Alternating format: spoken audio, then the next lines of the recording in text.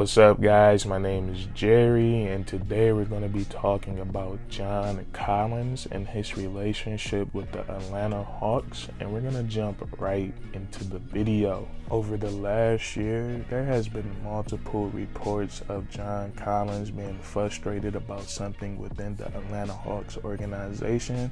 We can go back to January 2021.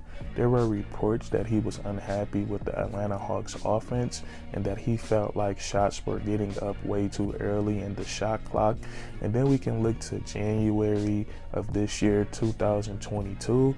He said that he was frustrated with his role on the Atlanta Hawks. And with all of that frustration mounting, it led to the speculation of a trade. A lot of people thought that the Atlanta Hawks were going to move John Collins this offseason, but what after I saw from this weekend, I doubt that that's going to be the case.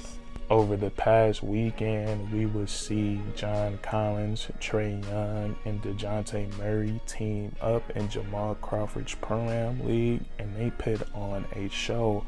All three of these guys put up monster stat lines.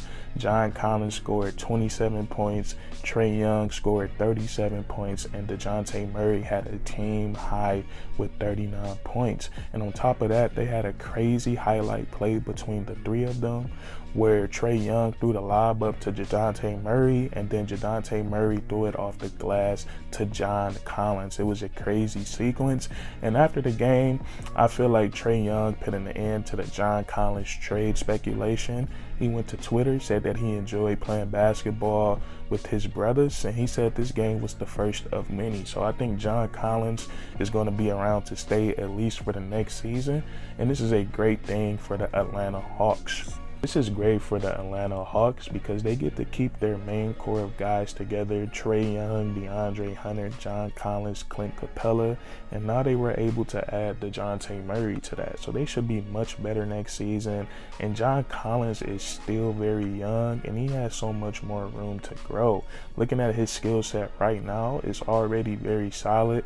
On the offensive side of the ball, he gives you a little bit of everything. He can score the basketball from all three levels on the court. He can knock down that three-point shot off the catch. He can knock down the mid-range shot, and then he's really good around the rim. He's very athletic. He's a lob threat, and then also him and Trae Young's pick and roll game is very dangerous, and he's also gotten a lot better in catching that ball on the short roll and being a pretty solid decision maker. And he gets even better on the defensive side of the ball. We all know how valuable, versatile defenders are in today's NBA, and that's exactly what John Collins is. He can step out onto smaller guys, stay in front of them, and force them into tough situations, while also being able to rebound and protect the rim. So having John Collins on the Atlanta Hawks next season is going to be big time.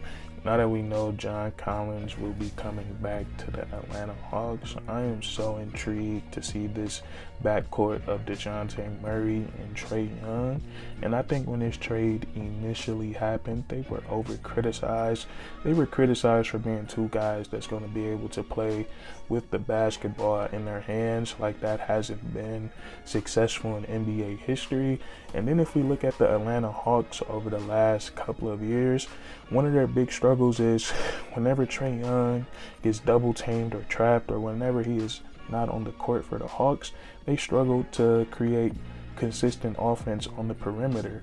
So getting DeJounte Murray is going to help them in that area. Now we look at both of these guys individually. They are both great talents, and we can start with Trae Young, who right now is a top 5 point guard in this league.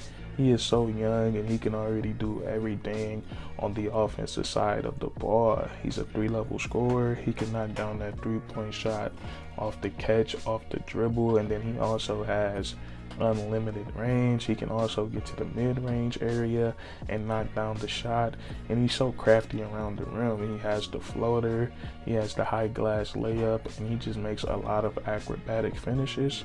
And then there's so many areas that he's effective in on offense. He's really effective in the pick and roll. He can do so many things as a scorer and as a playmaker. He's a smart enough basketball player to be able to read defense. He can find the shooters.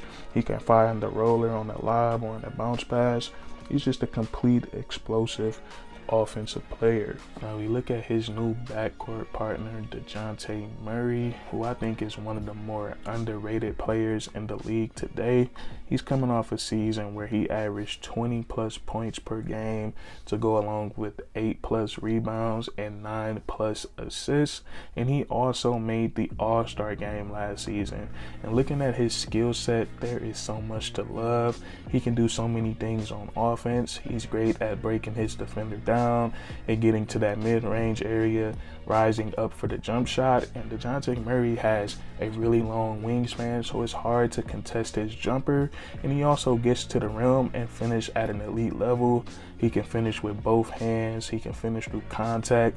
He also has the floater to his game. And another thing he excels at on the offensive side of the ball is being a playmaker. He's a great playmaker in every offensive situation. He can do it in transition. He can do it in isolation, in pick and roll. DeJounte Murray is a really great passer. As good as he is on the offensive side of the ball, I think DeJounte Murray is an even better defender. He's known for playing lockdown defense. He stands at 6'4" with a 6'10" wingspan, and that allows him to be a very versatile defender. He can guard multiple positions out on the court. He has elite lateral quickness. He does a great job of staying in front of guys. He has a knack for the ball. He knows exactly when to reach. His timing is great. And what makes him a great defender is that even when he's not guarding the ball, he's staying engaged on defense. He's helping out his teammates and he's playing the passing lane. So he's a really well-rounded two-way player who gives you so many things on both sides of the ball. And when it comes to him coexisting with Trae Young, I think they're going to be just fine. Now we have to remember DeJounte Murray is coming from the San Antonio Spurs, and they have a very motion-heavy offense. They like to pass the ball around a lot. So DeJounte Murray has experience playing without the basketball in his hands. He's a guy that needs the ball in his hands 24/7 to be effective. He can be effective as a cutter, as a screener, and I think the main thing is going to be when Trae Young is not on the court or when he's getting double teamed and trapped, they now have a guy in DeJounte Murray who can consistently create plays for himself and create plays for others. And I think that's going to take the Atlanta Hawks offense to a new level next season. And looking at this roster, they have some great pieces, and I think they're going to make a lot of noise. They have John Collins coming back, and now they're creating the big three with Trae Young and DeJounte Murray. They still have Clint Capella and DeAndre Hunter. I really like this Atlanta Hawks team, and that's going to be it for this video, man. I cannot wait to watch these guys play next season. We just saw a glimpse of it in that Pro-Am League.